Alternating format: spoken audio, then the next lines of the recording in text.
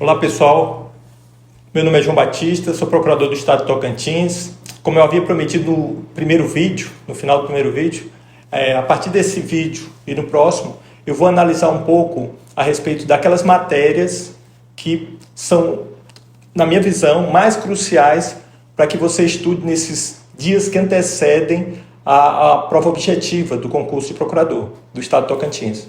Então, eu vou agora passar uma visão a respeito de cada disciplina e pontuar determinados assuntos que, se eu fosse fazer esse concurso novamente, eu frisaria nessas matérias. Começando por Direito Constitucional. Se eu fosse fazer esse concurso, o que eu faria agora? Todos os dias eu tiraria de 1 a 2 horas para ler a Constituição Federal. E frisaria naqueles pontos que são essenciais para o Estado.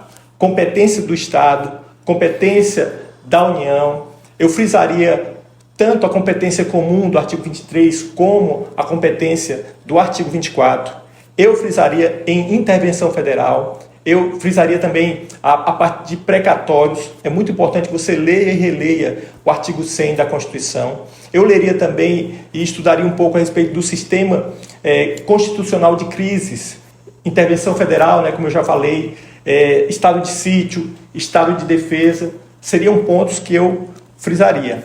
Uma dica importante em constitucional que eu recebi, que me ajudou muito na época que eu estava fazendo concurso para procuradorias de Estado, é abrir a internet, dar um Google, colocar lá na parte da Constituição e você fazer uma pesquisa, colocando como argumento de pesquisa Estado. E aí você vai passando ali e vendo naquelas partes que se referem ao Estado, o que a Constituição diz. Então, essas partes são importantes e provavelmente podem ser objeto de exame pelo examinador. Então, eu frisaria também a respeito do princípio da simetria, eu estudaria um pouco a respeito de competência residual do Estado, estudaria também a respeito de competência suplementar do município e frisaria também a questão do controle de constitucionalidade, que é uma parte muito importante na atuação do advogado público. E um outro ponto importante, agora no que diz respeito à teoria constitucional, eu frisaria aqueles aspectos mais gerais, na interpretação constitucional, frisaria também em relação à classificação das constituições, frisaria aquela classificação muito clássica e repetida do José Afonso da Silva em relação às normas que têm eficácia imediata, e as normas que têm uma eficácia mais retardada, ou que precisam de uma legislação para que tenham a plena eficácia que foi definida pelo legislador constitucional. Então, são pontos que eu frisaria nesses últimos dias que antecedem a prova. Sobretudo, também, para você ver o tanto de assunto que tem para estudar, a jurisprudência do Supremo Tribunal Federal, a jurisprudência mais recente, do último ano, 1 ano e meio atrás, e uma fonte de pesquisa muito boa é você ir lá no site do STF e procurar aqueles temas de repercussão geral que já foram definidos. Então tem uma lista lá imensa desses temas de repercussão geral, você pega aí um tempinho do seu dia, vai organizando e vai olhando aqueles temas, passando alguns daqueles temas, vê os temas mais recentes, olha as datas lá, que certamente algum deles vai ser objeto de consulta, de pergunta de uma questão objetiva do concurso.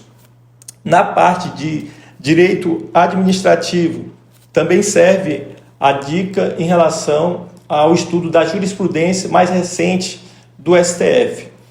Você pode observar nas provas da FCC como ela cobra o conhecimento da jurisprudência do STF em relação também a direito administrativo. E um outro ponto que você deve observar são os entendimentos consolidados pelo Superior Tribunal de Justiça em relação aos temas repetitivos.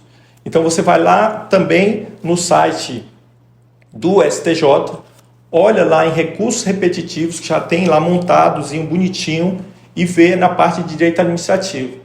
Então você vai lá e olha cada um daqueles temas, né? É um tipo de exercício que você faz, de estudo que você faz, que deve ser feito praticamente diariamente, né? Para você realmente memorizar, estar com isso bem fresco para o dia da prova.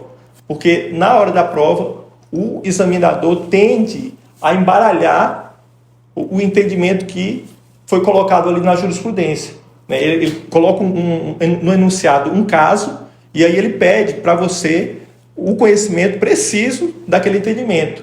E aí, geralmente, você, no final, fica ali entre duas alternativas, 3 alternativas, né? Então, se você tiver segurança no conhecimento desses repetitivos, certamente você vai se dar muito bem no exame.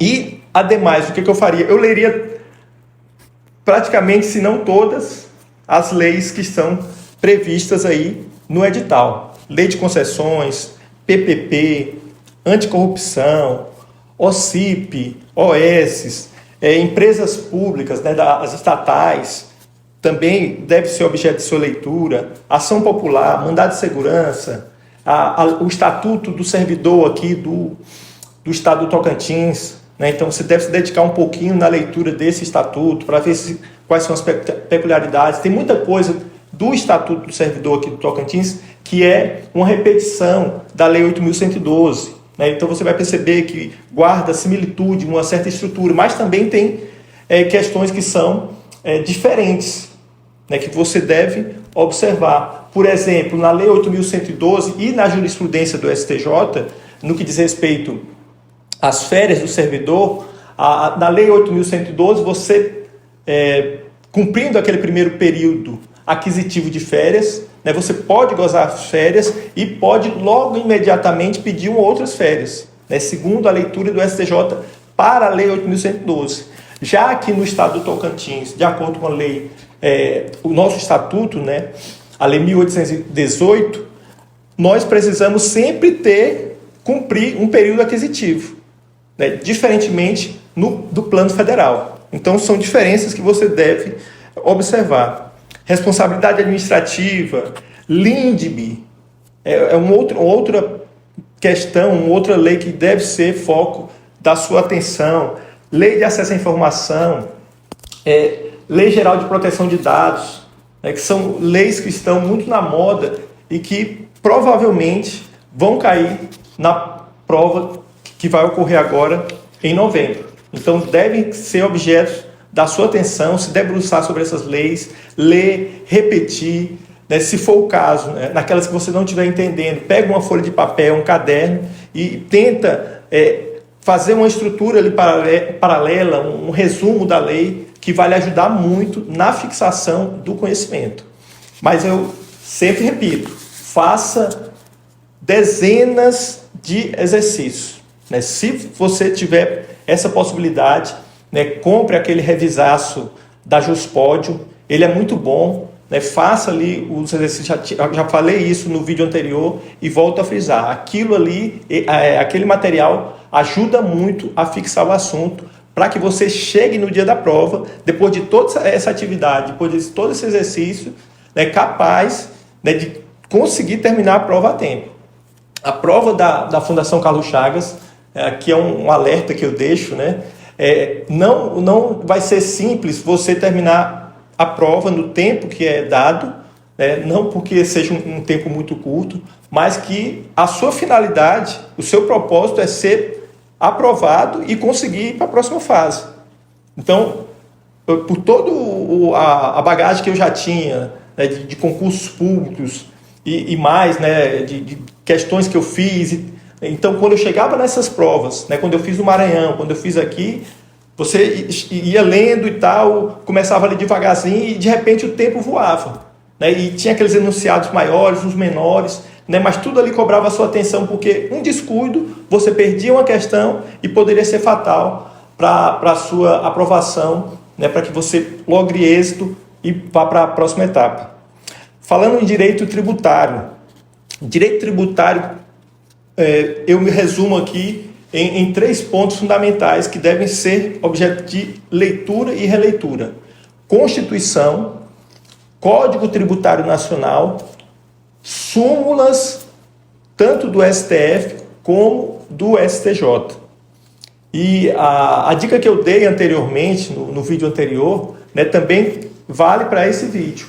Você vai lá no site do STJ, tem uma parte lá das súmulas organizadas por ramo do direito, e se você preferir, eu preferia fazer assim, imprima as súmulas que se referem a cada ramo do direito, e quando você for estudar aquela disciplina, você dá uma vista, vai dar uma olhada nas súmulas, né? No início você vai fazer mais lento, mas com o passar do tempo você vai passar uma vista de olho, né, para relembrar os detalhes da súmula, aquilo que você estudou anteriormente com mais atenção, né, para que aquele conhecimento sempre se mantenha vivo na sua memória. Então, tributário, constitucional, frisar reforma tributária, tomar cuidado com isso, porque deve ser objeto de pergunta do examinador, de questões. Código Tributário Nacional, ler, reler, aquele ponto que você não entendeu no Código Tributário Nacional, não tenha pudor, consulte um livro, dê um Google, né, para tentar entender aquele dispositivo, aquele instituto, né, para que não sobre dúvidas para a hora da prova. Né? Então, jurisprudência também, as jurisprudências do STF, do STJ mais recentes, aquelas questões que são mais palpitantes, também devem ser objeto da sua atenção. Financeiro, para mim também se resumem a praticamente 3 códigos.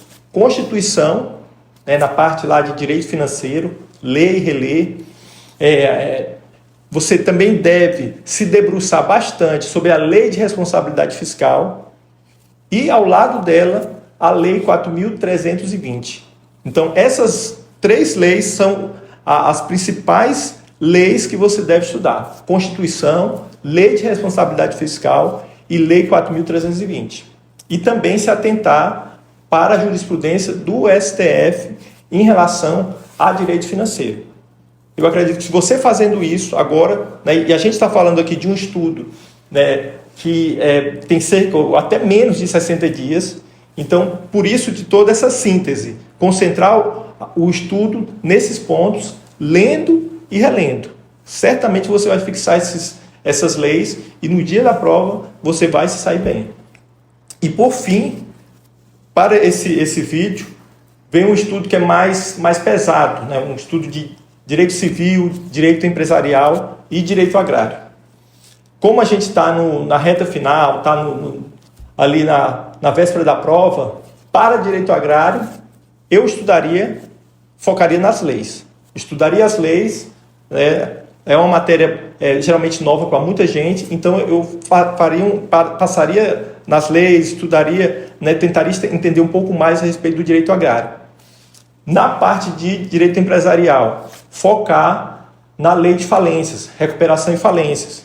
Né? Então, entender a estrutura da lei, entender os institutos, tanto da recuperação judicial como da falência, como é que se dá o processamento da falência, né? Quais são as condições que dão ensejo à falência e que permitem, né, que o credor possa fazer esse pedido, né? E qual é a condição que o devedor pode obstar a falência.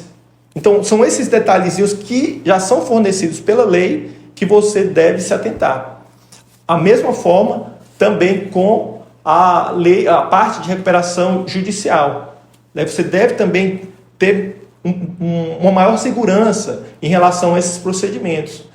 Como é que ocorre a suspensão das ações em relação ao devedor? São todas as ações que são suspensas?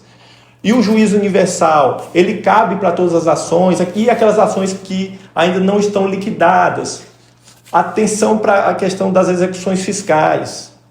Então, todas essas filigranas podem ser objeto de exame, de pergunta pelo examinador na parte de direito empresarial. Eu também focaria na parte de contratos empresariais. A questão de alienação fiduciária, as mudanças que ocorreram no Decreto-Lei 911, mais recente, né, que fizeram uma alteração dando maior poder para o credor até mesmo extrajudicialmente fazer a cobrança, fazer a apreensão do bem que foi vendido, né? E foi inclusive uma questão que foi analisada pelo Supremo Tribunal Federal também recentemente e foi dado como constitucional. Então, se eu fosse o examinador, eu cobraria algo em relação ao entendimento do Supremo Tribunal Federal em relação a esse decreto-lei 911. Né? Então, eu aconselho você a estudar também, ter atenção em relação a essa lei. E os institutos, de uma maneira geral, do direito empresarial, né? o que é o empresário, né? Quais são as formas, a sociedade empresária que existe. Né? Você tem que dar uma passada ali, se você tiver um resumo, dá uma olhada nessa parte de direito empresarial.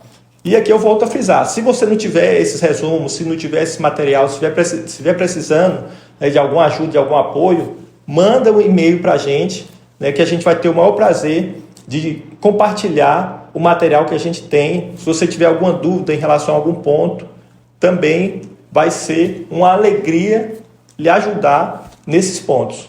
Né? Porque a pior coisa que existe nessa reta final é a gente ter dúvida, porque a gente não tem tempo de ter dúvida. A gente precisa pegar um caminho, né, e batalhar nele, se esforçar nele. Sobretudo por causa da nossa falta de tempo. Né? Uma boa parte dos candidatos trabalha, né, divide o seu tempo também com os seus afazeres domésticos, com a sua família. Então, o tempo aqui é precioso. E por fim, em relação a direito civil, eu leria bastante, né, voltaria a ler direito civil, parte geral, prescrição, aqueles prazos de prescrição, veria a questão também de obrigações, tentaria ter uma maior segurança em relação àquelas situações que anulam o negócio jurídico, lesão, erro, fraude, diferenças entre a fraude geral e fraude à execução fiscal. São pontos que a gente ouve falar, né, que parece que temos uma noção mais segura, mas que na hora da prova, né, na hora da pressa lá da prova, a gente corre o risco de errar. Se não tiver com esses institutos, com essas ideias frescas na mente. Contratos, dê uma atenção para doações, mandato, fiança, compra e venda. Se você tiver um comentário do Código Civil, né, como você vai estar lendo o Código Civil esses dias, lendo e relendo, se você tiver dúvida em algum ponto, em algum instituto, um comentário ajuda bastante. Ajuda muito o comentário. E aqui realmente é isso, ler a lei seca, o Código Civil, né, não se deter em doutrinas aprofundadas, mas realmente tirar aquelas dúvidas. Olha, eu não entendi isso. Porque muitas vezes no direito civil a gente confunde um ou outro instituto e acaba se confundindo. E aqui uma última dica que eu dou em termos de organização das matérias. Como é que eu fazia quando eu estava estudando para esses concursos, estava próximos da prova? Como é que eu distribuía meu estudo durante a semana?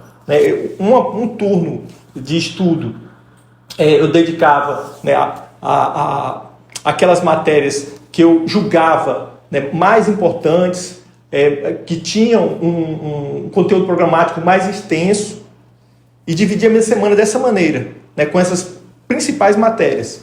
Por exemplo, aqui no nosso caso, direito constitucional, direito administrativo, direito civil, são matérias mais extensas, né, e precisam da nossa atenção. E para o final de semana, no domingo, eu concentrava naquelas matérias que eu sentia um pouco mais de facilidade.